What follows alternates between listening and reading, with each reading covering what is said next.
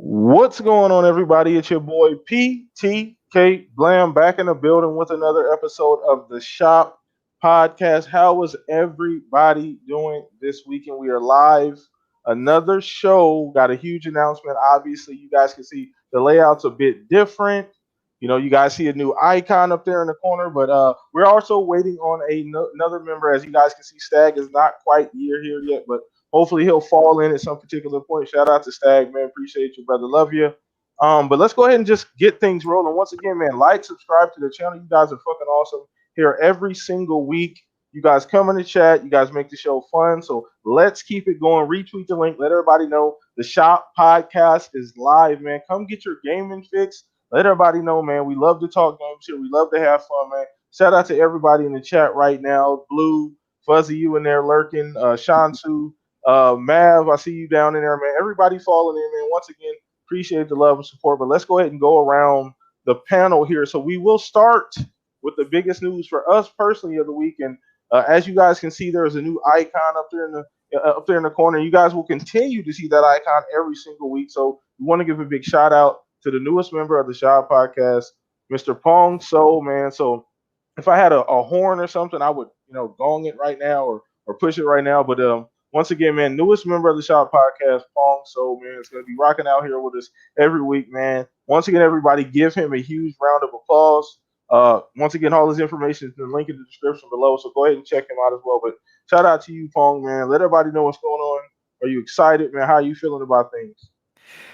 Man, things are still surreal, I guess, to even hear you introduce me that way. So I can't believe I'm here. I came on your show last week just trying to not make a fool out of myself, as I told you. Yeah. So for me to get this opportunity with you and Fuzzy and Centurion and Stag is incredible, and I am excited. I love talking games. I hope that comes across when I talk, and I want to be here each week. So this is just the perfect place for me.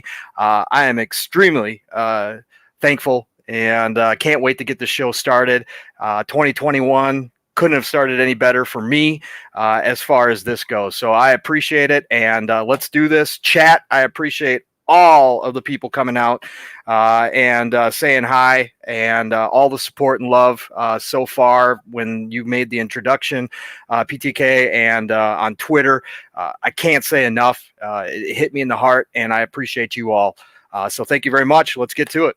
Let's dive in, man. Once again, guys, newest member of the Shop Podcast, the man PongSoul, man. Once again, all his information below, Twitter, everything. Go follow him, check him out. Once again, seeing some new people. What's up, Rick Payne? What's up, Juan Castillo? Thank you for hanging out with us, brother Centurion down in there. Once again, Blue, man. Shout out. Once again, retweet. Let everybody know we're here, man. If you want that gaming fix, this is the show to get it. Once again, we all love having fun. What's up, Caitlin? Mrs. Mav down there. How you doing? Appreciate the support. Let's go ahead and go to our other compadres here. We got Mr. Centurion. How you doing, brother? What's going on with you, man? What is up? It is another Saturday, another awesome podcast for this awesome community. And like we were talking about in the chat, we've been playing some games this week, and I don't know how, but my ADD stopped on Godfall this week, and for some reason I keep going back to it. Hey, nothing wrong with that. We play games around here, people. We were just talking about it pregame, so we have some strong opinions. We talk about a lot of stuff pregame, but we'll keep it going. But shout out to you, Centurion, for being here, man. Thank you for showing up once again, man. Shout out to Stag. Hopefully he falls in here in a minute. Shout out to I think he's watching the game, Seahawks and that Rams game. So hopefully he fall in here in a minute. But let's go ahead and throw this over to you, Fuzz. How you been, man? I know we was talking pregame. You're saying that you still haven't gotten things quite set up at the house yet, but other than that, man, how you been? Not too bad. Yeah, just for the most part, been busy working. Only got to game a little bit this past week, doing a little bit of Forza to get one of the car or one of the exclusive cars for the week and stuff. But other than that, testing out the new router and rewiring some stuff in the house and getting everything set up to my liking and making sure it's a smooth transition for the boys when they move into one of them moves into the other room. But man, just so much stuff going on in gaming and otherwise, but man, can't wait to talk about some of this gaming news from this past week. Yeah, let's get it, man. Let's dive right in. Shout out. I see you in the Stag. Look, it's not so bad, man. It's not so bad. I get it, man. Come on in here. We'll get it going, man. We'll forget all about that. Don't worry about it, man. It's all good, bro. so shout out to Stag. He in the chat, man. Show him some love, you guys in the chat, man. He's not feeling too good, man. Seahawks fan there, so it's a bit tough for him today. But let's keep it going. Hopefully Stag falls in here in a second, man. But let's keep it pushing, man. Let's go ahead and just get started with the topics, man. Let's keep going. So. First topic, as we always do here on the Shop Podcast. Once again, let you know as well before we start. Super Chat is live as well. If you guys want to show support for the podcast, all proceeds go directly back into the show. So thank you if you guys want to do that as well. So let's go ahead and get started here. Poll of the week, as we do every single week, man. Every Monday on Twitter. Follow me on Twitter. You'll see it. We talk about it here every week on the show on Saturday. So this week's poll of the week was, since the community seems to be split on this, what Bethesda/ZeniMax game is most likely to be a full first party exclusive for Xbox and why? So I had 4 different options: Starfield, The Elder Scrolls 6, Doom, Wolfenstein. So it actually ended up being in that order. Starfield 63%. So a majority of people voted Starfield, Elder Scrolls 6 24%, Doom 8%, Wolfenstein 5%. So let's start with you, Pong. Out of those 4 options, man, which one do you think would be exclusive? The most likely to be exclusive. Okay, so most likely to be exclusive. Out of those 4, Starfield, Elder Scrolls, Doom, and Wolfenstein, I chose Starfield, and it's the one that makes the most sense out of that list. It's also the one that has probably I wouldn't say the highest chance, but has a great chance to actually not be full first party exclusive and actually be a timed exclusive, right? So there's 2 different ways to think about this. So Starfield, when Microsoft purchased ZeniMax, and all the questions that have been asked, and obviously they haven't been able to answer a lot of them, especially Phil, they have said that it's going to be a case-by-case basis. Now, that a lot of that is corporate speak. They got to protect the deal because the deal's not done yet. So they really can't say a lot. However, if you're going to look at the reasons behind exclusivity, it makes all the sense in the world. And I personally would make all the games exclusive if I was in charge and I was trying to push Game Pass to the next level, right? Yeah. It's going to be what draws people there. And when you look at each one of these, right, so you've got huge fan bases across multi-platforms for Elder Scrolls, Doom, and Wolfenstein. But the one that's new and fresh is Starfield. So if they were going to say, okay, going forward, we're going to do a case-by-case basis, but any new IPs, per se, coming from ZeniMax, Bethesda, however you want to state it, are going to be ours, right? Starfield fits that, right? And obviously, being a brand new IP from Todd Howard, you can think of him. A lot of people have different opinions on Todd as far as the person goes. However, you can't deny the creativity that he brings, and the games that he creates have given us some of the best experiences that have ever been on the video game platforms, right? He was getting borderline Kojima territory for me. Yeah. The exactly. lore was almost outdoing the actual games. Right. Correct. We're talking about deep, detailed worlds. Now, obviously, we all know about the bugs and all that kind of stuff. But again, back to the question. Starfield makes the most sense because it's a brand new IP, and it doesn't have a fan base elsewhere. So if this game comes out and it is as great as, let's say, the Elder Scrolls, Fallout, whatever, why not keep that exclusive to your platform, grow Game Pass, say, hey, if you want to play this incredible new sci-fi game from the mind of Todd Howard, you got to come over to us and you got to play it here, right? That's what makes the most sense. From the other side, as I was speaking, I've gone back and forth on this, is that they have already probably at this point got the PlayStation 5 version created and probably very close to being done, with this last portion being obviously polishing. So if they have already got the PlayStation 5 version created, does Microsoft, complete this deal, let's say February or March, let's say this game is ready for the end of 2021, which I personally believe it is, are they actually going to walk in to Todd's office and say, Todd, scrap the PlayStation 5 version. Okay. Yes, they can do that. They own them. Phil could certainly make that decision, but is Phil that kind of guy that's going to do that? So would it also make sense to say, okay, Starfield, amazing new IP, coming to Xbox exclusively, coming to Game Pass day and date for 1 year, right? And then release it out on the PlayStation 5, which we assume the version is probably done, right? Okay. You know what I'm saying? So there's two ways to look at it. But at the end of the day, it is most likely that Starfield stays and is the exclusive to only Xbox, simply because it is the brand new IP and has no fan base elsewhere. And it's the easiest one to say, you know what? Nobody else has seen this. Xbox only. You want it? Come over here and get it. And that's where I stand.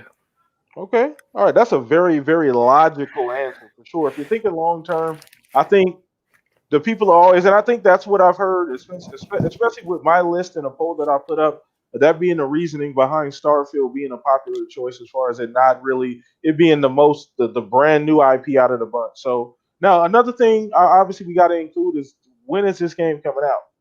So, we've also heard that Todd Howard talked about it being, not close. Then we've seen lists and emails and random different things. Obviously, take everything you see with a grain of salt, unless you see, see or hear from Bethesda themselves.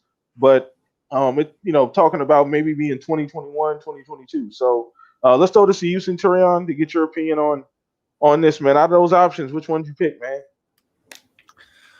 Well, I feel like Pong beat me to it, but I'm right there on Starfield being the number one possible draft pick for being the exclusive game out of these studios, purely because, like Pong said, there's no established fan base. There's no one to, excuse the expression, bitch, whine, and moan about, pouring all this money into, let's look at it from Elder Scrolls Online. I've put some money into it. I would feel a certain way if they came out and said, hey, by the way, we're probably going to go to another console exclusively. I'd feel a certain way about it. With Starfield, you're not going to have that problem, other than the people that, that we don't really know if there is a PS5 version of the game really there.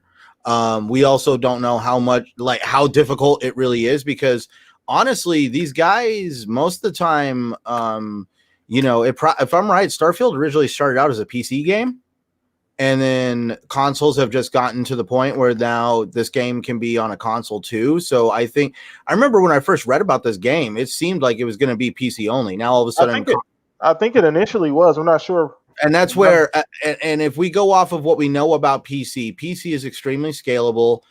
We know the PS5 and the Xbox Series X use x86 architecture. So there is a theory in the fact that it doesn't mean that there's like this dramatic difference between the two games, other than obviously the technology that they use inside their own boxes. And so that's where definitely I'm kind of curious. You're going to have that way of, this is how much we have into the PS5 version of the game, if it exists. Versus this is how much money we think we'll make if we keep it exclusive. And obviously, if they think they're going to make more money keeping it exclusive, because we got to remember the adoption rate on PS5, just because you have 100 million consoles in the wild, doesn't mean you have 100 million copies of whatever game sold. I think, refresh my memory here, is it like the biggest game that ever sold on PS4 was like somewhere around 30 some million? But what was the biggest game sold? Wasn't it Spider-Man? Yeah, I think Spider-Man, but I don't think it was quite 30. I think No. Spider-Man was their biggest first party. If I'm correct, the 30 million I think is something like Grand Theft Auto 5. Oh, yeah. Oh, well, yeah. So that's where I'm just saying, look at the adoption rate for having over 100 million consoles in the wild.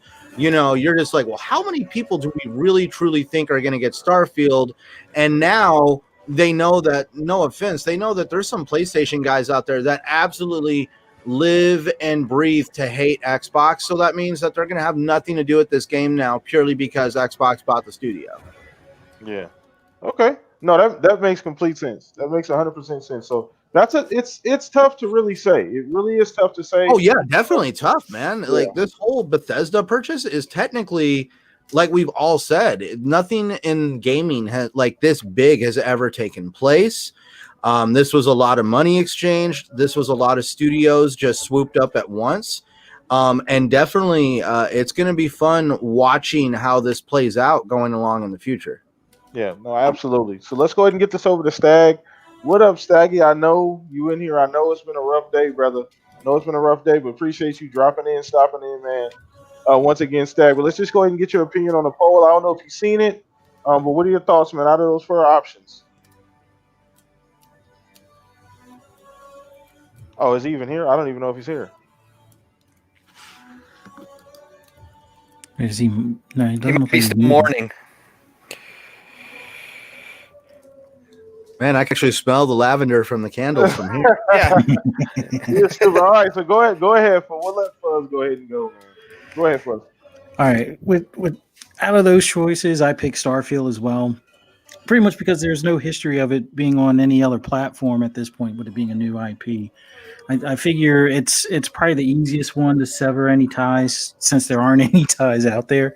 If you were to try to do that, and I expect that they will with Doom or Wolfenstein, you're going to have a certain amount of the fan base that are going to be up in arms, even though the cost of entry outside of their current platform isn't that high. If you were to do like a Game Pass, or especially if they get the streaming down pat for the PC setup, or via like iPhone as well, if that customer base doesn't have an Android phone. But I think Starfield is going to be that one that comes out the gate as an exclusive. I can see a lot of Pong's points as far as with it being something that you could have as a timed exclusive, but I think at this point, with the way Game Pass is being pushed, and that being the barometer that they're measuring their success, as far as instead of worrying about console sales, it's going to be how many subscription members they have. I think that's going to be the thing to kind of test the waters, to draw people or lure people in, when you have things like Deathloop and Ghostwire, since those are going to be timed exclusives on the PlayStation end of things. That will kind of gauge how well it's received on that platform. So, for example, if Deathloop or Ghostwire sell like gangbusters, like let's say they hit somewhere north of 6 million units sold or something like that, or 6 million digital copies each or something, then I think they'll give them a little bit more reasoning to put Starfield on that platform, even if it's a year later or 6 months later or however long later. But I think unless they reach some sort of major threshold on those 2 titles that were already negotiated for Sony, there's really no need at that point to put Starfield on there, unless there's some sort of major pull for that game, or at least for the other 2 ZeniMax games that are already on that platform. But that's just my 2 cents on it. Elder Scrolls 6, it's kind of still that. It's a big enough game that I could see them still putting that on the PlayStation platform. But Wolfenstein and Doom, the way things are going, I could definitely see whether it's either crossover titles between like Doom and Halo or something along those lines, or just Wolfenstein with some updated environments or things along those lines, less like Youngbloods type of deal. Then I think that those can probably stay as exclusive on or become exclusive on the Xbox platform. But Starfield's the one that they should just from the start it on Xbox, and unless only 2 people buy it on Xbox, just keep it where it's at, type of thing. Okay. All right, awesome. So, Stag, did you get your audio fixed, man? Testing. Yes. And Centurion, Can you hear me?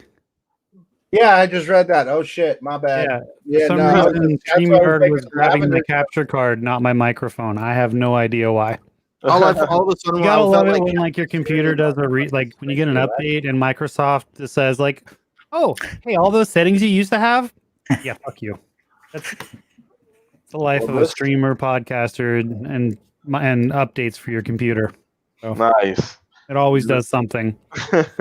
So glad to have you. I voted in the poll because I answered and we talked back and forth. We did. Yeah, whatever. You just like being all like that. So I did vote Starfield, but I also believe you don't spend $7.5 billion to put your games on other platforms.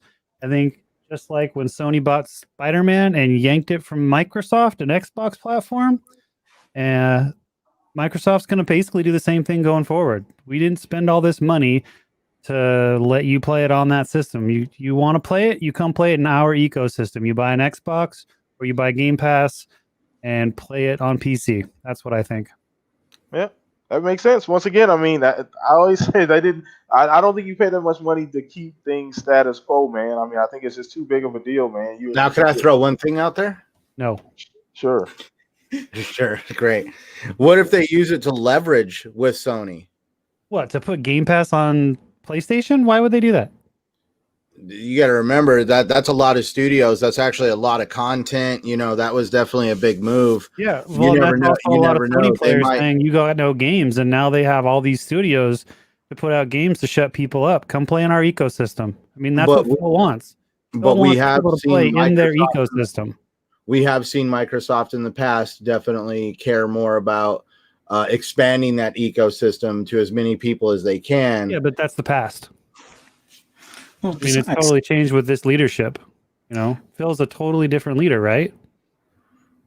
to some extent, but like if they do the web browser based one, as far as the Game Pass access for like PC that way, or the way it is going to be on iPhone, they don't have to have an app on the PlayStation Store.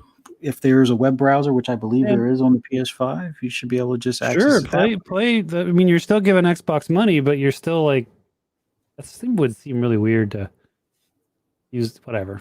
Yeah, it would It's be still not weird. technically on the PlayStation. Yeah, You know what I no. No, I I'm get just saying it could be a really fun, dirty move to basically nix the physical release of any of their games, and to literally have them locked down on, well, to nix the physical release of anything but Xbox, or anything but PlayStation. Basically making it to where if you wanted to play these games on your PlayStation, if by some chance they leverage some kind of system on a PlayStation, whether it's through a web browser or an app, that means that they're still getting money from people that have PlayStations. They have basically, in a way, intruded on PlayStation's ecosystem. I already feel like it was a fun, dirty move that they went and spent $7.5 billion to acquire. Oh, definitely. I think it's funny. Excuse me. That's why I've always made the joke. The phrase is, "It's all's fair in love and war." I've always said all's fair in love, war, and business. Well, no, the thing absolutely. is like Phil said, Sony's not. I mean, Sony is competition. Don't get me wrong, but this is about the future, and the future of gaming, and like the future of gaming. I mean, as much as whoever out there wants to argue, is subscription-based gaming, especially if, like, say, Ubisoft brings some of their stuff into the Game Pass thing. We're moving more and more towards a digital content and subscription-based stuff, and Sony's going to do it too. But Microsoft's way out ahead, and they're trying to get ahead of Amazon and Google. It's just, you just don't spend that much money. Yeah. No. Okay. All right. Well, I mean, we all got different opinions. That's why I hate you guys. I'm just kidding. So no, once again, guys, that was a great warm-up topic, and everybody following in right now. See some brand new people in here. Shout out Justin Y. Once again, Rick Payne, Cyber just popped in here. Appreciate you guys showing love, support. Once again, retweet the link, hit that thumbs up as you fall in, and let everybody know we here live at the Shop Podcast. So let's go ahead and move on to the next topic. So this is something that's we've been riddled with throughout the last generation, and we're starting to see it kind of early this generation as well, with game delays.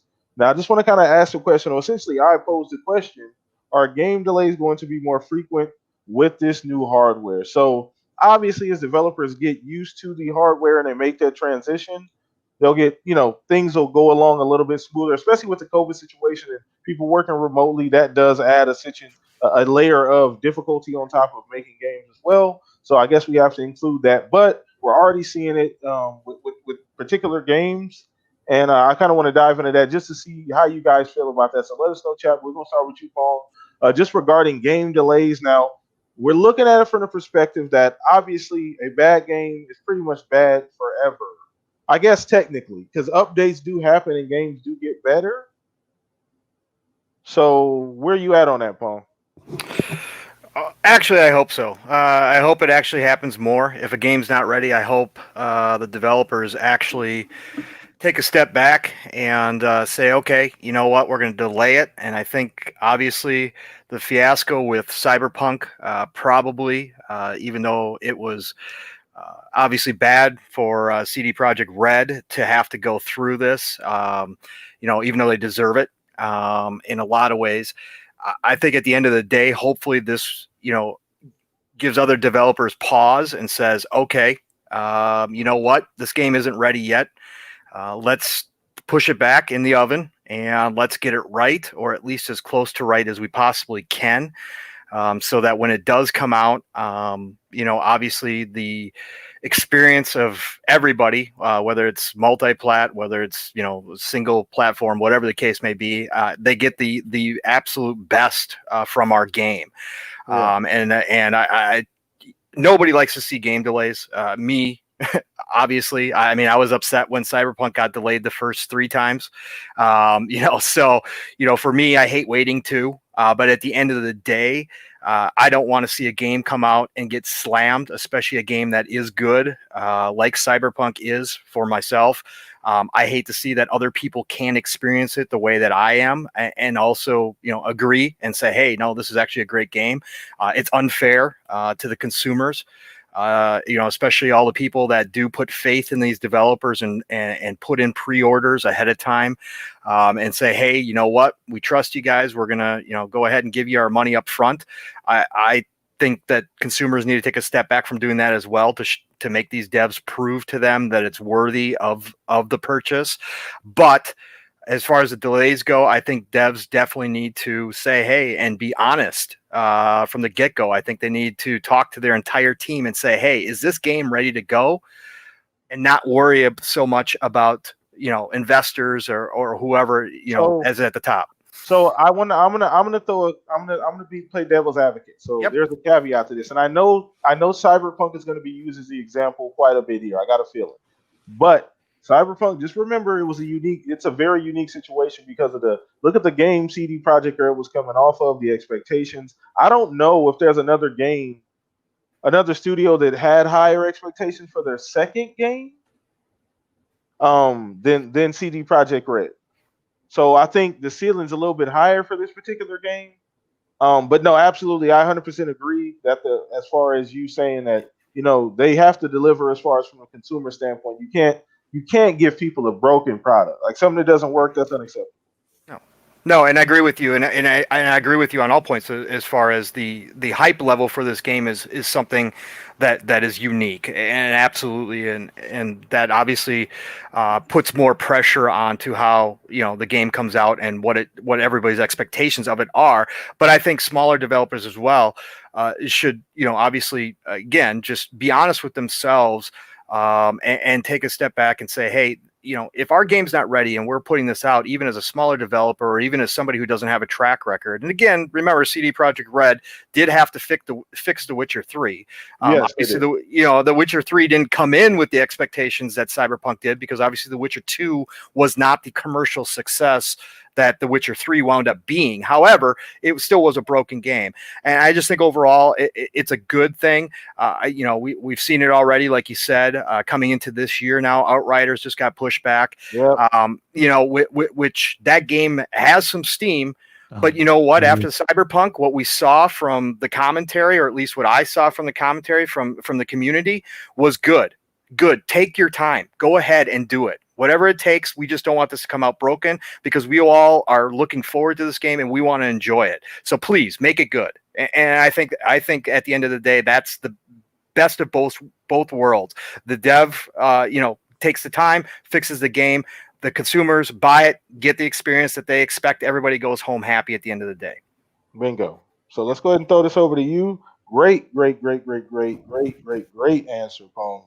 Awesome, bro. So let's go ahead and throw this over to you, Stag. Let's get your opinion on that, man. Where you at on just game delays? I know you've always been on the side of, hey, just take your time, but are you kind of where you are you reinforcing that opinion? I mean, Pong just covered it all. We're good. No, yeah. I mean, Stag. I appreciate that. Delay Good the for me, game. by the way. I think Cyberpunk should have been delayed even more. I think that was a bad decision to push it out. I mean, so I'm glad you didn't hit on one of the games that I've been waiting for that continually gets pushed back for about 2 fucking years now. Biomutant. Biomutant. Like, Yep. and they just they're not even like. Not only are they pushing it back, they haven't shown us anything really in a very long time. They just keep saying like, "Hey, we're still working on it. We're going to release it in 2020." Okay, well, you know what? Now we're going to release it in 2021. And I played the demo at E3 19 because that was the last one that we all got to go to. But and it was great. I really enjoyed it, and I've had the freaking goddamn CE pre-ordered for a really long time. And look, as much as I want to play that game, and I know it's going to be like a long game, I want it done right. And I was really hyped I'm still really hyped for Outriders. I have it pre-ordered. I've had it pre-ordered for a really long time, which I'm kind of starting to think I need to stop pre-ordering games because they go on sale like a month later. But whatever. I would rather them push the game back and continually to push the game back to where they release a good product and you don't get what happened with Cyberpunk. And like, it was crazy for what, 2-3 weeks on Twitter, if not longer, about everybody just like, it was man. I mean, I feel like it had a little bit to do with hyped expectations, but it also had a lot to do with letdown, of course. But I mean, we've all been stuck at home and not doing anything else in life, not just gamers, but everybody with the whole state of the world. So I think it had a lot to do with that too. So, and I also think that, like, given the current climate of COVID, let's just be realistic here, and a lot of these developers not being able to work together in person and share as much in person like they do when, normal working conditions are in place. I think that not only is the new hardware going to like push things back because, like they didn't have the Xbox developer kit for so late. But I think working conditions right now of a lot of this work from home stuff is and should push games out further. Yeah. Okay. No, once again, I 100% agree. And once again, I kind of want to go back because once again, Cyberpunk was brought up as an example. Cyberpunk was almost in a damn if you do, damn if you don't position, because had they delayed it, they almost, I'm not going to say they would have got as big as feedback as they got, by dropping a game that didn't work on the old consoles, but it would have been almost just as bad. They'd have got the same type of scrutiny if they had said, okay, guys, we're going to do this. We're going to push it 6 months or 8 months or however long they decide to do it. I think people still would have been upset regardless. So, no, I mean, it's a damned if you do, if you're damned if you don't. Yeah, but you take the lesser of the two evils is kind of where you're at. But nobody would have canceled their pre-order. I mean, okay, maybe 20 people would have canceled their pre-orders if they would have said, we're going to wait 8 months. Everybody would have bitched and everybody would have been pissed. But at the end of the day, you probably would have gotten a better product. That's exactly. True. No, I agree. And we've all been waiting for Cyberpunk for nearly 8 years at this point. So we weren't going to stop waiting, right? It's like a lot of us were waiting for this thing. Nobody was going to just say, oh, you know what, 6 more months, forget it. I'm not purchasing that game. That would never have happened. They would have taken the hate and the heat up front, and it would have been bad. But if that game had come out and had performed on all consoles the way that they had promised it was going to, it would have all disappeared because everybody would be enjoying the game right now and looking forward to DLC, period. Well, I mean, a lot of this does also follow on Cyberpunk and their messaging, Exactly. They failed with their messaging, and I'm not going to give them a pass on that. Oh, no, there is no pass for complete BS. How they handle it and how they worded it and all the stuff that they released and said, no, everything's great. Everything's going good. Hey, the collector's edition had a great presentation. So it did. I'm happy with that. Fantastic. The statue's awesome. Nice. The box, everything was great, dude. Like, I haven't even played the game yet. I was like, hey, this is pretty cool. I'm glad I bought this. Nice. So let's go ahead and throw this over to Centurion. Go ahead and get his opinion on this, man, as far as just game delays this generation. We've talked about, and like I said, Cyberpunk is going to be used as the example. So where you at on this? Well, yeah, everybody wants to beat that dead horse. How about maybe Fuzzy will join me on this one. I remember all the hype that surrounded Mass Effect Andromeda, the second coming of BioWare. Oh my God, because Dragon Age Inquisition actually it wasn't it wasn't the greatest thing since sliced bread, but Dragon Age Inquisition was a good game. So here comes Mass Effect Andromeda. I remember pre-ordering that game. Everybody was hyped. And then I appreciated it for what it was. But definitely you just see like major change in story. There was some bugs in the game. And next thing you know, this game was pretty much left cold, wet, and in the corner and just left to die by EA. They canceled everything about this game. That's where I say people need to calm down sometimes. I understand that it sucks when a game gets delayed, but I'm right there with Stag and Pong that games should be delayed without people completely getting up in arms about it. And then also the developers should be able to kind of resist, I want to say the loud vocal minority that kind of leads the charge on, how could you delay the game again? So it's just tragic that sadly some games have been let out into the wild that, could have had a little bit more time in the oven, I guess you would say. Definitely, we've seen some good franchises fall to the wayside. We've seen Mass Effect completely go from a franchise that was like almost like a gamer household name to now pretty much not too many people, unless you were really deep in the Xbox 360 era, you don't really know too much about Mass Effect. Even Dragon Age, there's a lot of titles that have actually kind of fallen to the wayside by games that kind of were just put out in the wild before they should have been, or they weren't conceptualized right. Definitely people should be more open to game delays, but also at the same time they should I don't know, it's kind of on both sides, honestly. Does that make sense?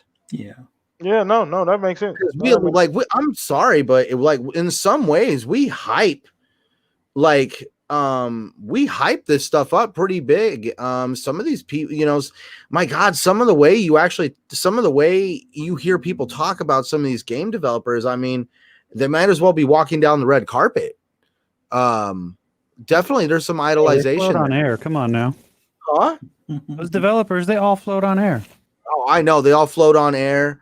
I did want to make the joke, be like, oh, hell no, dude, chain them to the desk, turn off whatever AC climate control you got, make it miserable, tell them to crank that game out. No, I'm playing. Definitely, it's a touchy subject because who wants to see a game get delayed? But I guess it's for the right reasons. Let's look at a game delay that got completely out of control. What's that one that's always mentioned with Microsoft? The game that got canceled. The game that I don't care, that seems that everybody. Oh my God. Anthem? Huh? Anthem? No. The game got canceled. It was just before. It was right around the same time they closed Lionhead. Oh, Fable. Fable Legends? No. It wasn't Fable Legends. It was I the know other what you're one. talking about. It was Oh my Like God. Milo. No, it's a Lord. game that Scalebound. There we go. There we Shit, go. it's Oh, Scalebound. there There we go. Oh, Wow. shit, okay. See that one right there. Let's talk about delay. Dude, there's sometimes delays. Dude, that game was basically completely botched, I guess, in its development. So You're completely really, I guess that's where it kind of goes on both sides. Developers do also have to take it seriously because there is people out there that are putting some hard-earned money right up front. Like, could you imagine being like, hey, I got an idea for a product and somebody's like, I want to give you my money because I love your idea. Please bring it to me when you're done. I'm just like, I just fathom that. And the fact that they're getting millions of people to want to do this. So they, in a way, have to take this seriously. They can't just rely on the fact of like, oh, well, we'll patch it and fix it. It's one thing, especially that's where I'm saying, especially with ray tracing, and we're seeing issues with saves all of a sudden. All of a sudden, games aren't saving right. For the first time in a long time that I can remember, we're having saves disappear, and I'm thinking it's all because of this new NVMe stuff. So I'm kind of giving a little bit of a pass on the fact that, we're trying to transition into a new form, like some new technology. So I can kind of see some bugs. but definitely I don't think the game should come out completely broken. All right. I feel like I'm just ADD all over the place on the subject. Let's go ahead and throw this over to you, Fuzz, man. Where you at on this, brother? Will we see more delays? Sure. I think a lot of it's still going to be the remnants of, COVID-19 stuff, the working remote and all that. But I like what Outriders did. They went and delayed the game, but they're still going to have the demo right around the time that they would have Yeah, the released. demo is brilliant.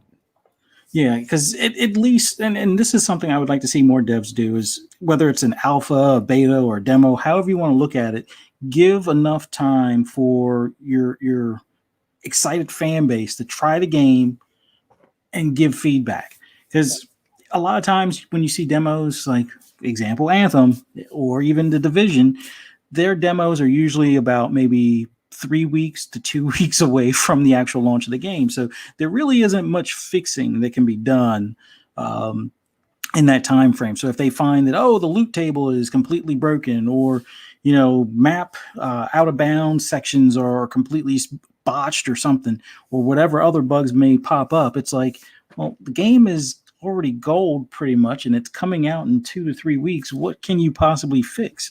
So by having at least a month or two in between, it gives it a little bit more leeway. One, you get the feedback from your fan base as far as any immediate stuff, or the low-hanging fruit, like, okay, well, unless it's like netcode stuff, the online had these issues or whatever the case is, or matchmaking and stuff like that. But I think delays are going to be a norm. I would like to see, I hate saying this, but I'd like to see more delays, considering how many games this past generation. That just sounds so bad.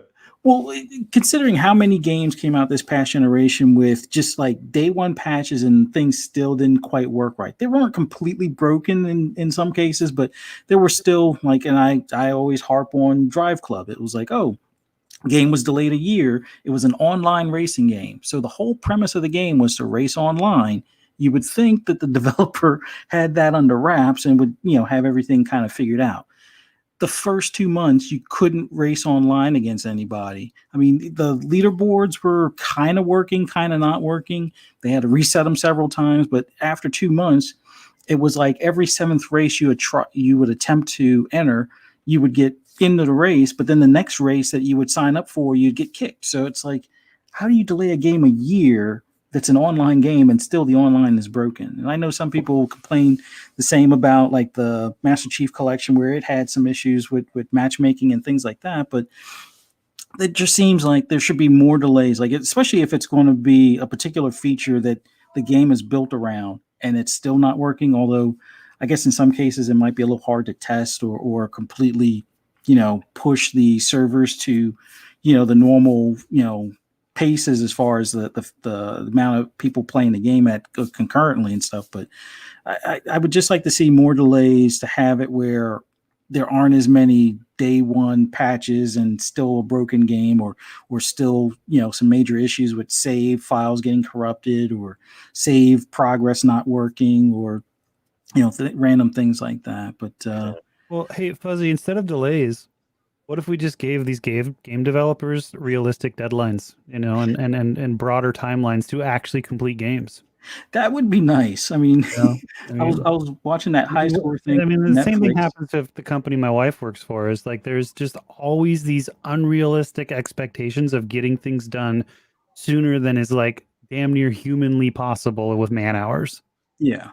Like the ET game, I think they gave them 5 weeks or 8 weeks to make that game, and the normal game was taking, usually about 6 months. So yeah, if I guess that comes down to whether it's the management of the studio or if it's the publisher or combinations of both.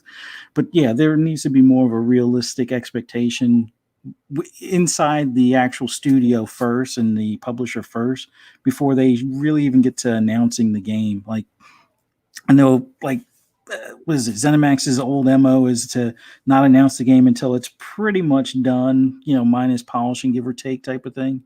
And I know a lot of studios kind of like to at least tease the fan base at least a year or two out, but realistic expectations would help. So that way, when they say, oh yeah, like Rockstar, for example, I think we saw that game in 2011. and it didn't come out until 2013. Like the initial unveiling was 2 years prior or 3 years prior. So it'd be nice if realistic expectations were the norm, but quarters and financial reports, at least in gaming, I don't think we're going to see any changes in that regard. But other businesses, a lot of them they have to, because that's their bread and butter. But studios, it seems like it's kind of like, oh, they'll be able to do it, just crunch time, more overtime, and they'll kick it out. So Okay. All right, man. Well, that was a great topic as well, man. Glad we wrapped that one up, man. Once again, everybody, shout out to everybody, in the chat, everybody watching that's not actually in the chat. Get yourself in there, man. Have some fun. We talk about the topics in there. We answer questions, all types of things. So once again, retweet the show. Let everybody know we're live. Hit the like button. Subscribe if you've not already. So next topic. So there was an actual Xbox poll, and I saw this tweet, and I couldn't believe it. But then I saw it actually blow up, and I'm like, wow, this is actually a thing. Apparently, there was an Xbox poll asking Xbox players and consumers, if they would want DualSense-like features in their controller. Now, as we know, the DualSense controller, Sony with the PS5, Sony did make some distinct changes to the controller. A lot of those features. Now, I know a ton of people that have a PS5, and just about everyone talks up the DualSense feature. So, I mean, if you got that many people saying positive things, that must mean the features are great and they make sense. So just kind of with that in mind, what do you guys think about them even asking? Because ultimately, I feel like the controller is not much needs to be done. I mean, I guess the haptic feedback for immersion, and what you can do and things like that. But you got to understand the application as well. A lot of third parties, are they going to use it? So that remains to be seen. But we'll start with you, Paul. Just on that, just the idea that they're asking, Xbox consumers about, things like features in the DualSense. Well, I think obviously it's always going to happen where one company comes up with a feature set, the other companies, no matter what the industry, are going to sit back and see what happens, right? And they're going to take a look at it and say, okay, is this thing working? Is it not working? What does? What doesn't? Do the people like it? Don't they?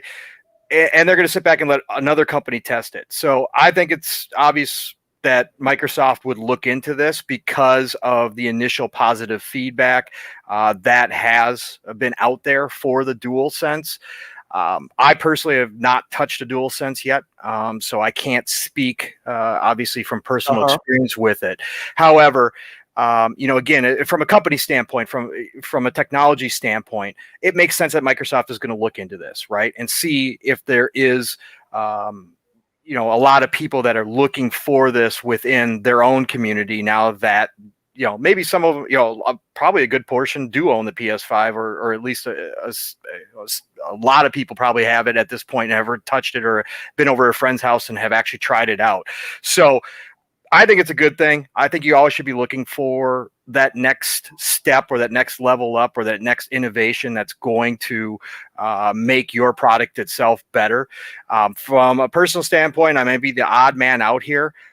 I don't need any of that in my controller. I don't feel it immerses me anymore to have, the haptic feedback or to have the rumble or to have the adaptive triggers. I don't think it doesn't do anything for me. I want them to actually make a controller that doesn't develop drift ever.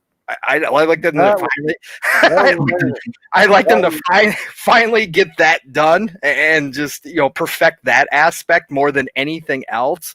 But that's not what we're talking about. So I just think obviously them sending out feelers to everybody is obviously the next step to the process of when they look into trying to implement something similar to their own product. And that's obviously, that's great. I mean, there's going to be people out there that love it. I do obviously have reservations when anything new like this or any new features that come out that not every game is going to use, not every developer is going to take advantage of, and not every player is going to want on. A lot of players are just going to turn it off. It's an option, which is a good thing, but how long does it last? I mean, the touchpad on the PS4, it was great. I actually enjoyed it in the games that it implemented properly. It was awesome. I actually, for menus and that kind of stuff, I thought it was awesome. However, again, it wasn't used very often, right? So for me, it's just, are you just going to divide the base? Are you going to have a bunch of people that have controllers with this option? You're going to have a bunch of people that still just use the standard controllers. And then are the devs going to look at that and say, well, you've only got, 20% of people that have this controller. Why are we going to take the time to develop and implement these features into the game when we could be spending that time elsewhere? It doesn't make sense, right? So that's another thing to consider. Do you really want to do that? Do you really want to split that base up? And I don't know. Again, are they probably going to do it? Yeah, maybe they'll try it in the Elite 3 series. That'd probably be a good spot to start to see. Yeah, that'd be great. Because they're going to have to redevelop the whole controller once they're able to, get that up and running. And so why not start there? It's a premium controller. People that are paying, big bucks for it. Why not start there and implement it and see what kind of reaction you get to it? Yeah, no, that makes sense from a technology standpoint. I mean, in a premium controller, makes sense in the next Elite. Now, we don't know how many years that's off. We assume that they're already looking at, some next version of that already. So let's go ahead and keep this thing moving. So let's go ahead and throw this over to you, Stag, just to get your opinion on this, man. What do you think about the poll? Just I'm asking, regarding the features for the Dualsense controller and the Xbox. I mean, before Xbox does something about that, maybe they, put out an Elite controller that doesn't fail a lot. I mean, exactly. Elite 1 had a ton of problems. I'm on, I think, my 5th or 6th Elite 2. And all but one of them, the A button has stuck right out of the box or upon replacement. So I honestly feel like, cool, the haptic shit. I just read a little bit about it. Like, I can feel the tension of the bow or the mud splash or whatever. I don't care. Half the time, the rumble in the controller irritates the crap out of me. And I'm like, why are you vibrating right now? I just feel like one more thing that is going to fail. I need my controller to do the stuff that I need it to do in the game. I honestly not alone. Totally different engine here is I honestly want Microsoft to stop making Elite controllers. I want them to source that out to another company. They have, in my opinion, shown that they cannot consistently make a good product. The Elite 1 had a ton of problems quality-wise, and so is the Elite 2. I love the Elite 2. I didn't like the Elite 1. It was too heavy in my opinion. But I absolutely love my Elite 2 when it works correctly. But the fact that I've had 4 of them for a fact with the A button, that when you press it, it just sticks down slightly underneath. And I have a ton of Xbox controllers. Like, I'm a collector of Xbox controllers. I have a Scuff controller that works perfectly. Like, it's an amazing controller. I spent a ton of money on it. I don't use any of the trigger stuff on either my Elites or my Scuff controller. But, like, I'm at the point now where I've returned my Elite 2 so many times that I don't even know if I'm going to return it again. I might just like put it in the box and put it in the shelf with the rest of my collectible controllers. So I've had a great time with it too, Zink. I mean, my second one lasted for a really long time. And so the left bump started failing and the X button didn't work. So, I mean, I know that's not the topic right now, but I feel like if you're gonna like move towards adding new features to your current controller sets, that maybe you get quality down first. That's all. Hey, nothing wrong with that. Nothing. You a consumer, man. You paid your money. They said they put the Elite 2 like through like I don't even know how many hours of testing, and there's been an incredible amount of problems with the A button sticking. And it's not just me. It's pretty big out there. So I'm not doing anything to my controllers outside of the normal. Like, I'm still using like a freaking one of those tactical red ones half the time. I mean, I just got the controller Gears of War with the stand one, and it works perfectly. My Scuff controller works perfectly. Like, none of my controllers that I've been using since the beginning, my first OG Xbox One, have drift. None of that. But my Elites have been trash. So, I mean, like, when I got this one back recently, I pulled it out of the box and I'm like, all right, let's play with it. And I was playing some Valhalla and I pressed the A button because you got to climb, and the A button sticks down underneath the casing on the top. And it's just like, you can't play a game with your A button stuck down. You just can't. Yeah. So I mean, I don't need haptic feedback. And I always thought it was weird. Like when I play my PlayStation 4 and my controller talks to me, like the first time it did that, I think I made a weird noise. I was playing Horizon Zero Dawn, and I was like, "What the hell?" I was like looking all around trying to figure out what the hell just happened. I didn't realize the controller made noise. So That's the funny. swipe screen was interesting, but I don't think it was a feature that was ever, overly implemented. I haven't played a whole lot on my PS4 yet, which now that I finally hit the gamer score goal, I do plan on playing my PS4 games. We'll see if I actually get to that, but I don't know, man. The gimmicks. I'm just here to play video games. Okay. All right. Well, let's go ahead and throw this over to you, Centurion. Sorry. Man, where you at on that? No, you're good, man. On the features, as far as them asking about DualSense features for the Xbox controller. Now, so what are like? I just don't see the big deal with them being there. I honestly see the interest if Microsoft. I could see why Microsoft would be interested in them for kind of two reasons in my head. The first reason is obviously Game Pass. Microsoft is very innovative and very flexible with the developers that are underneath their umbrella. And as soon as I saw how the haptic feedback worked on the PS5 when I played Astro's Playroom. And that's the funny part. Talk to anybody that has a PlayStation right now. If you want to see haptic feedback at its best, Astro's Playroom is where it's at. And a game like that would really shine in a Game Pass situation. I really feel like I wish people could experience Astro's Playroom in Game Pass because it's actually a very fun game. It's not this huge monstrous thing that you got to invest a lot of time in, and it definitely shows off the technology of the haptic feedback, the ability to, I guess, blow into the controller. You're not blowing into the controller. You're actually blowing into a microphone, creating feedback, which it simulates it as moving air through the controller. So that's where the haptic feedback part, though, now that's playing Godfall, like I was saying, sometimes it gives me no resistance at all. There's other times it gives me so much resistance. There's almost like a click to the trigger now. So it's definitely very different. A lot of people that I talk to say they turn it off, especially for first person shooters, especially when you're using, I guess, a gun that has a lot of rumble to it because the trigger at that point will resist you. So definitely this is something that would be optional all the way. This, like, for Microsoft to want to push this would be something that would be totally optional for the people who would get controllers with that kind of technology in it. And I've always said that this technology would shine better in games that were in Game Pass, because let's be real, I honestly, it seems like I guess kids would get more of a kick out of it than adults, because most adults are actually turning it off at this point on the PS5. Okay. Oh, no, nothing wrong with that, man. Nothing wrong with that. So let's go ahead and keep this thing moving, man. So great answer there, Centurion. Let's go ahead and move this over to you, Fudge. Just get your opinion. Where you're at on this, man, as far as just them asking and having the polls and saying, hey, we want feedback about this DualSense. Obviously, there was a lot of positive feedback. You saw it all over once that controller came out.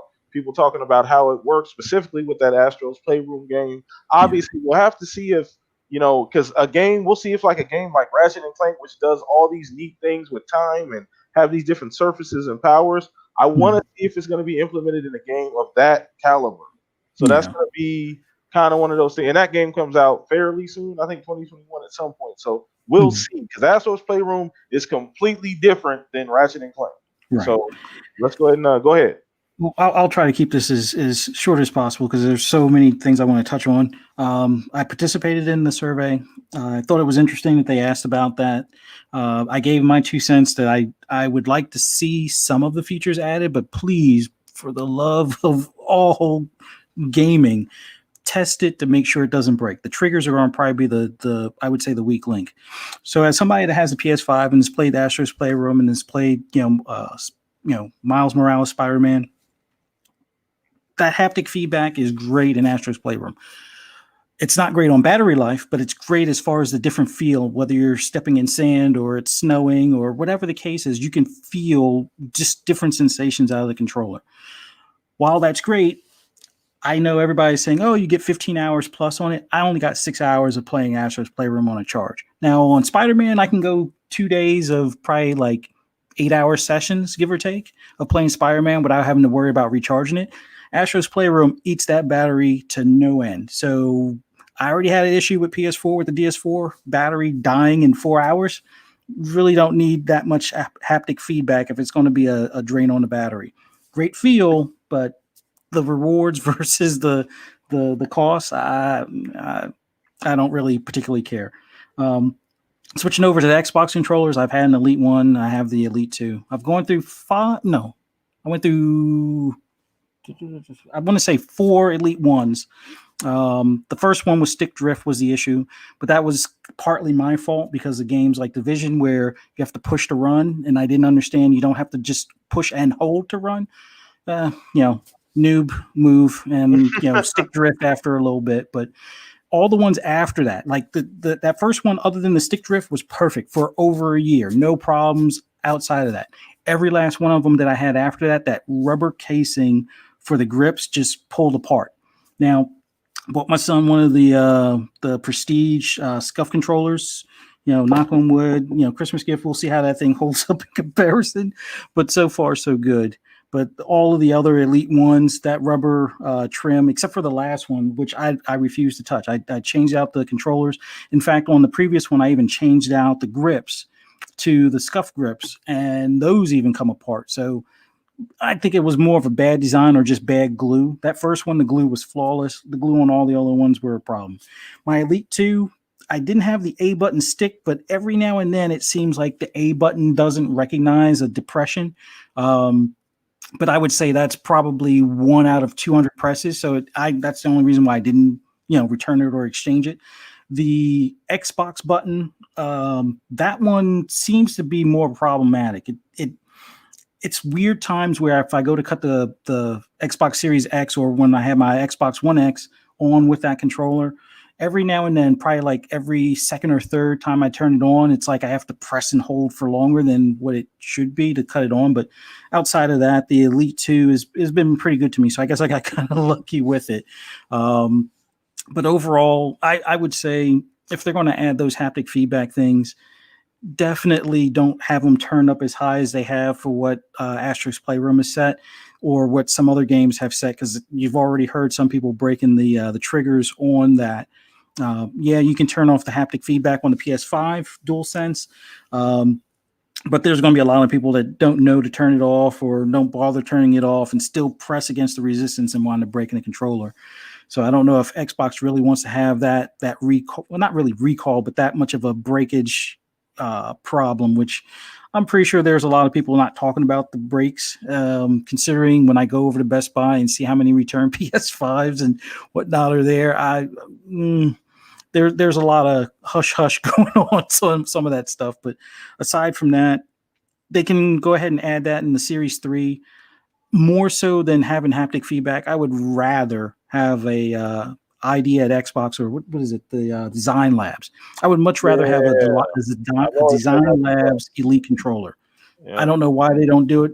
I don't really care for the regular controllers because the thumbsticks on those break. I don't know. Maybe I have, tough hands or something, but every now and then I'll break the, like, whatever at the bottom of a thumbstick. I've always visioned it, it's like a plus sign of plastic. I wind up breaking one of those tabs. It doesn't really affect the gameplay, but every now and then where you have to like if I'm doing fours, I can feel where there's like a dead spot or where there was a break in the plastic. So it's a more of a nuisance. It's not game breaking, but it is a nuisance. So the Elites, I've never had that issue, but I think they put a little bit better base to the thumbstick. So, but Design Labs Elite would be my preferred thing over DualSense or any of the DualSense features. Just my 2 cents on it. All right, so let's get this super chat real quick. Shout out to you, Victor Alstein, man. Thank you. Appreciate it. He said, what's good? Off topic. Would love to see Coalition do a 2 Human reboot. Happy New Year to you all. Appreciate that, Vic, man. Thanks for the $5 super chat. Yeah, that's a awesome idea. 2 Human was a great concept. Didn't really work out that great, but it was an amazing concept, man, back in the day. I definitely remember that. So once again, thank you for the support, man. Greatly appreciate that, man. Thank you so much. So let's keep things moving here. It's going to be the last topic, then we're going to go ahead and wrap things up. So we're going to be talking something that's a bit ironic. So, the story or a tweet that came out fairly recently. Apparently, back in 2000, Xbox approached Nintendo with the intention of purchasing them, or Microsoft approached Nintendo with the and apparently it was like a comedy hour in the boardroom. They pretty much just laughed the entire meeting. The audacity for these guys to even come think that they would even be able to buy us, like their money means anything to us. So we're just gonna get you guys funny opinions on that. We'll start with you, Pong. Just the whole idea that actually happened, and I just don't know who said, yeah, let's pay for this to go and do this. Like, who really thought that was a thing? So it's just interesting to see that there was even an attempt. So where are you at on that, man? Funny, I was talking about this last night on the show I was on. So, well, you got to remember, this is not Microsoft of today, right? So this is Microsoft. Right. This is Microsoft of 2000. We just cut check. Yeah. This was Steve Ballmer and Shane Kim. Yeah. So I can only imagine to be a fly on the wall in that room. To think that this was an idea. Obviously, Microsoft was going for the gusto. Obviously, there was rumor. I think in that same article, didn't they say they apparently were trying to buy Square Enix and EA and all sorts of people at that time or something like that. So obviously, they were coming in to try to make a impression, obviously, on the industry, which Microsoft back in that day was, and still to this day, to be honest, but they were bullies, right? So, I mean, they were getting sued at that point by the government. They were in the middle of all that. They were transitioning power to Ballmer from Gates at that point as well. So that was a Microsoft of old.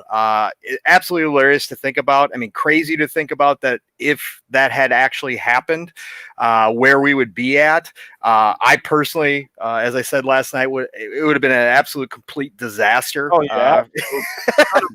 They would have broke that thing up in 6 months. Oh, man, they would have been selling off pieces. As I said last night, I think Sonic probably would be a more popular character nowadays than Mario. I think everything would have been destroyed.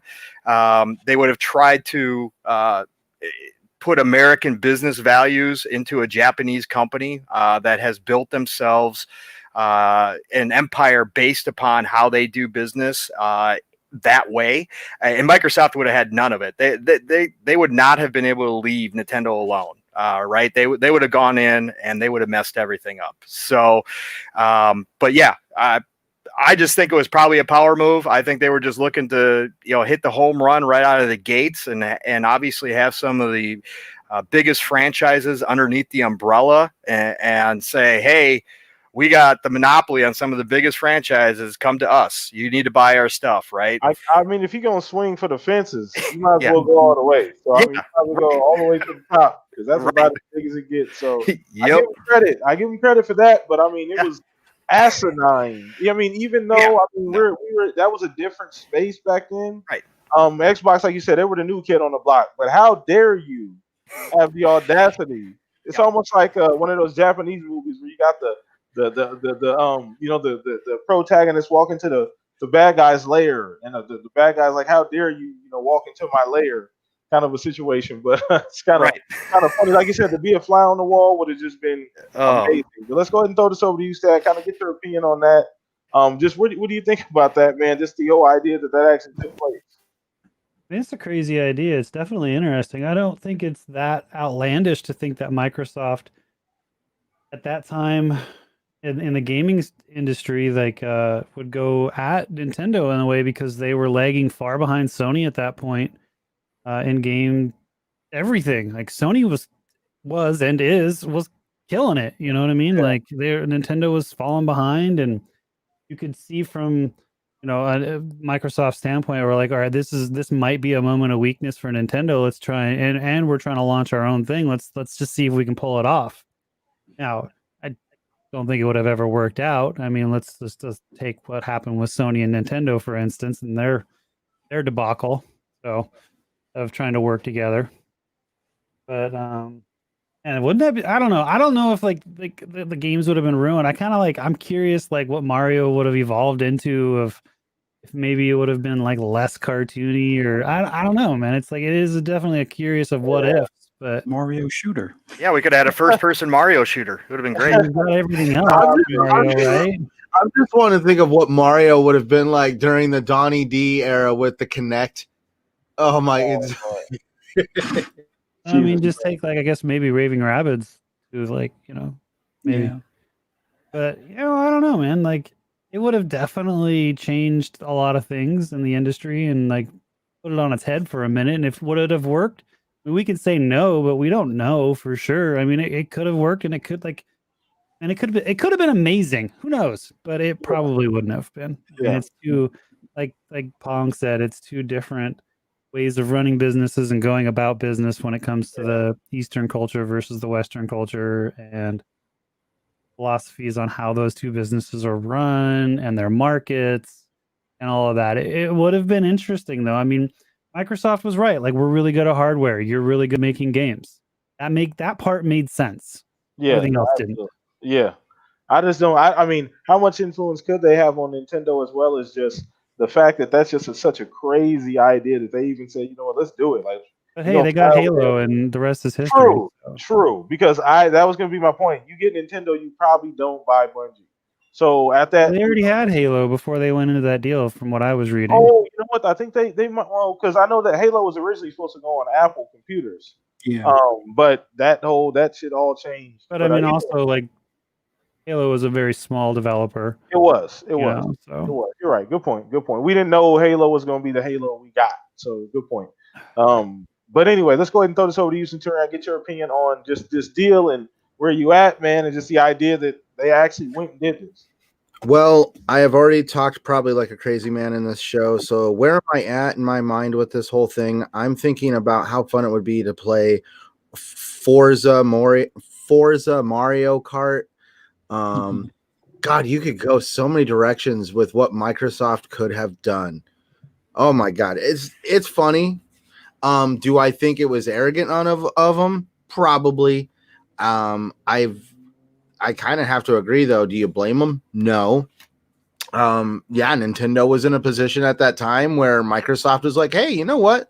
What hurt does it make? Like, throw some money at them, see what they say. For all, what's the worst that's going to happen? They say no. And obviously they said no, and life went on, and they invented the Nintendo Wii and completely changed their company as a result of that. And same with Microsoft. They nobody thought that Microsoft would ever be able to kind of go toe-to-toe with any of the gaming bigwigs back then. And obviously they've come through, and now they're actually considered part of the three that have made it through. That's Nintendo, PlayStation, and Xbox. PC is its own thing. But definitely, I have to agree with what Zink also said. Is this any different now? No. Microsoft is totally look at what they said in the article. Microsoft is really good at designing hardware. We can see that in the Series X. We can see that in a lot of the products that they put outside of the Series X, like the Surface and other computing products. They are definitely pushing the way when it comes to cloud technology. So definitely Microsoft really knows how to do hardware. So I like the idea of, hey, we do hardware, you do games, let's talk. And that was the total idea that they had then with Nintendo, and that is the total idea that they have now with this whole ZeniMax Bethesda thing. And I really feel that's probably why it's coming out now that this, could you imagine back then if that happened? It didn't. And basically a deal like that has not taken place on that scale until about right now with this whole Bethesda purchase, which is why I think it's really interesting that all of a sudden it's surfacing that they had these talks and that they were completely laughed out of the room. And now all of a sudden we're starting to see a lot of Bethesda titles pop up on the Nintendo Switch. Okay. All right. Well, I mean, you never know what's going on, though. You never know what's going on. No, I'm not saying that Microsoft is buying Nintendo, but I'm just saying I know. You could just see Microsoft went about it throwing money at it. Now they're wanting to kind of show that they kind of have come a lot longer, come a much further in their attitude towards gaming from back then to right now. And Microsoft, in a way, has actually helped push gaming because just look at online multiplayer.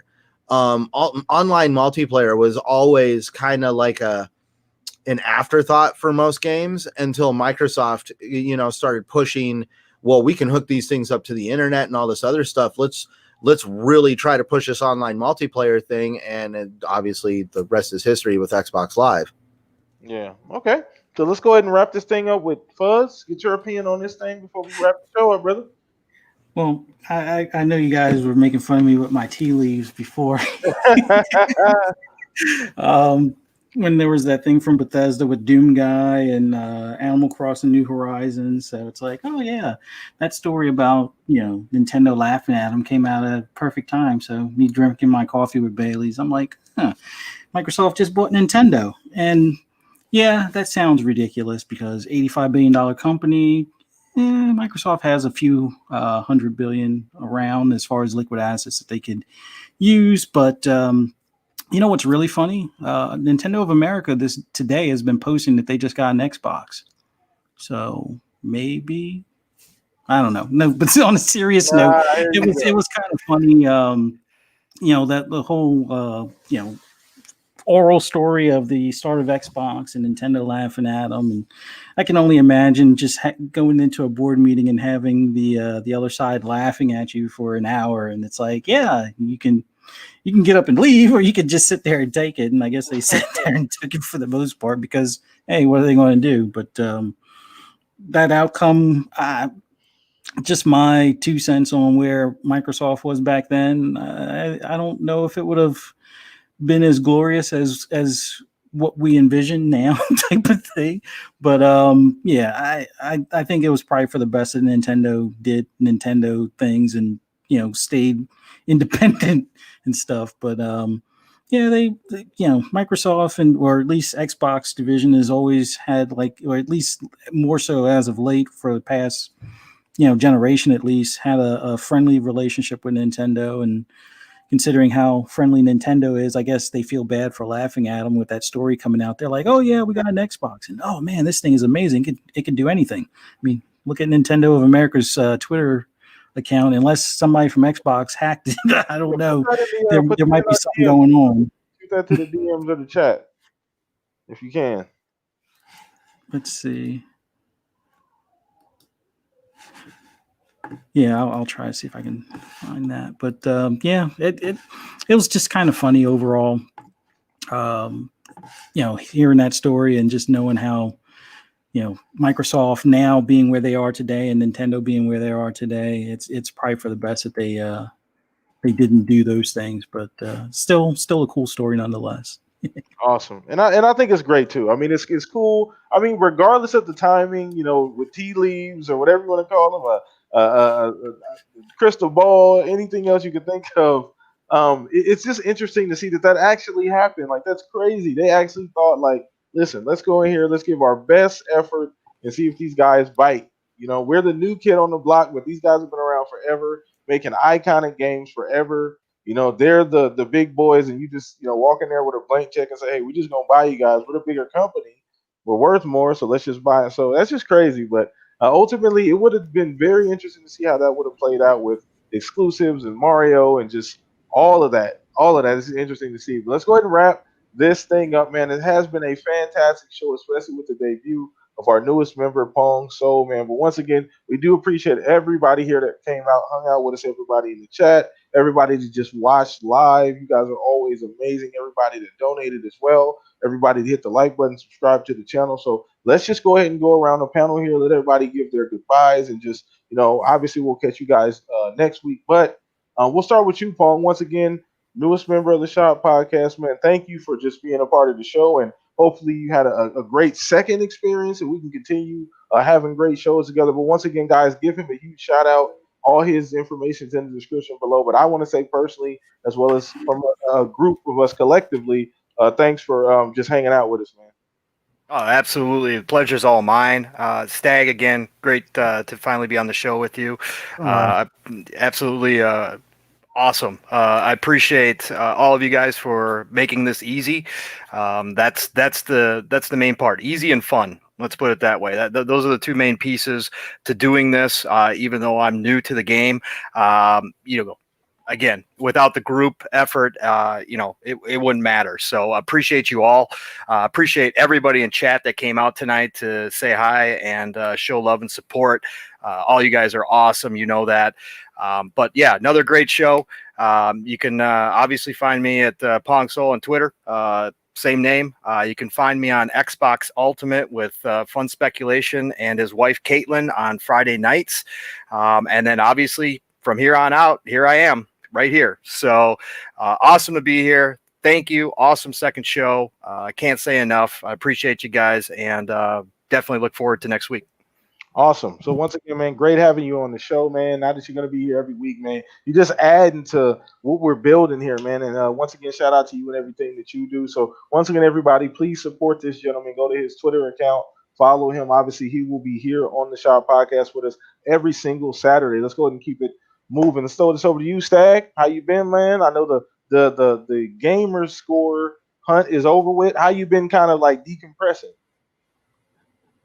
Well, it was over, and then Microsoft Rewards said, hey, if you score 10,000 points in January, we'll give you 10,000 rewards points. So I've been working on that because I can't argue. Dude, that's like free money. Yeah, you're right. You're right. I mean, 10,000 rewards points and gift cards for me. That's more games, you know? Yeah. I mean, I just got my rewards points back to use them again because I'd redeemed so much last year that, like, at the beginning of December, I couldn't redeem any more points. By the way, the cap is 550,000. I redeemed 550,000 points last year. Jesus Christ. But as soon as I could redeem, I did, and I canceled my pre-order for Outriders physical and ordered that bastard digitally. So I'm excited for that. Man, like, I've been playing a lot of Valhalla. Like, I'm like 115, 116 hours into that game, and just got into some Destiny 2 recently on stream. Streams have been going really good. Did a charity stream for St. Jude today for about an hour with a team. I did my hour with a Strategy Roasters coffee company that I'm partnered with. Awesome. And did that today. Just been streaming Monday through Fridays from 11 till whenever I feel like getting off and popping up some evening streams and showing up here on podcast. You know, when I don't have a migraine or it's not my anniversary or whatever. So that's why I wasn't here last week. It was my wife and I were celebrating our 18th anniversary. So for sure, man. Congrats on that too. I made sure I let the chat know last week what was going on. So they are aware of that last week. It was good to hang out again and virtually meet Pong, of course. So very informative and knowledgeable individual, and I had a good time tonight. Awesome, man. Glad you had a great time, Stag. Once again, you guys know, man, we all love him here on the I'm Shop totally Podcast. less argumentative on my own stream. Tonight I just felt like being argumentative. So awesome, man. Well, we gonna rock it out, man. Let's go ahead and throw this over to you, Centurion, man. Let everybody know what's going on with you, man, and how you been. Man, I wish I've had time to create content, but because of my week. work, That's what you say every week. Oh, dude, there was a COVID outbreak at my job. There was a COVID outbreak at my job. We're shorthanded. Apparently I'm not trying to be mean, but I know how to wash my damn hands. So freaking definitely I've been working way too much, man. I mean, way too much. And then on top of that, it's my wife's birthday this weekend. Well, on Tuesday, but we all have to work. So we're celebrating this weekend. I'm definitely trying to find time. Not being successful, but definitely trying to find time. But I have been playing a little bit of gaming in between. And I'm hoping to play some more games here coming up. Definitely, we going to play Destiny or Call of Duty, guys? Yeah, I mean, we can. I'm down to play a little bit later for sure. All right, yeah, definitely. So But for anybody that wants to find me and my channel, I do put out content, I promise. You can find me at Centurion1307 on YouTube, Xbox Live, and Twitter. You can also find me right here every Saturday night on the Shop Podcast and every Sunday night on the TXR Podcast. Awesome, man. Awesome. Great to have you here as well every single week, man. The show is growing. You're a big part of that, man. So glad to always have you here, Centurion. And last but not least, man, we're going to smooth this thing out, Pong. Got Fuzzy Belveder, man. So get your smoking jackets, get your cognac, whatever you like to drink. Smooth this thing out for us. Ah, man. Awesome always talking games with you guys, man. It's always the highlight of the week, pretty much after working on social media and stuff throughout the week that's not gaming related. But you can find me on Twitter at Fuzzy_Belvedere, PSN Fuzzy_Belvedere, or on Xbox Live at Fuzzy_Belvedere. More than likely playing Forza or Gran Turismo or some sort of racing game. But I need to get back into gaming. Been taking a break for a little bit, but definitely need to hop back in here soon. But awesome always being on here with you guys. Thanks again. Awesome, man. And last but not least, your boy PTK Blam. Catch me on Xbox Live, PTK Blam. Twitter, all of that information is below, PTK Blam as well. So thank you guys so much for the love and support every single week. So once again, same time, same place. Looking to have a guest on the show next week. So if you got any guest ideas, hit me up. DMs are always open. Once again, all of that information is down in the description below. So once again, appreciate support. Enjoy the rest of your weekend. Please be safe. Have a fantastic 2021. See you guys next week. Peace out, everybody. Later. Later.